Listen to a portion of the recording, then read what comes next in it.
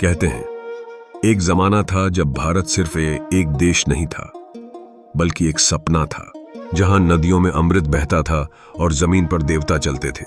इस युग को कहा जाता है भारत का स्वर्ण युग। क्या आप जानना चाहते हैं उस खोए हुए युग की रहस्यमयी कहानी? आज से हजारों साल पहले भारत में ऐसा समय था जहां धन, ज्ञान और धर्म का अद्भुत संगम होता था। यहाँ के विश्वविद्यालयों में दुनिया भर से लोग शिक्षा लेने आते थे।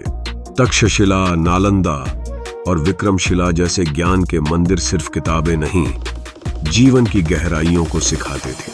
किसी भी देश की असली ताकत उसका सोना नहीं, बल्कि उसका संस्कार होता है।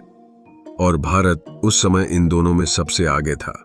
राजा अशोक का साम्राज्य हो या चाणक्य की नीति, सब कुछ एक सुव्यवस्थित, शांत और समृद्ध भारत की तस्वीर पेश करता था।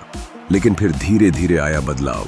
लालच, सत्ता की भूख और विदेशी आक्रमणों ने इस सुनहरे युग को मिट्टी में मिला दिया।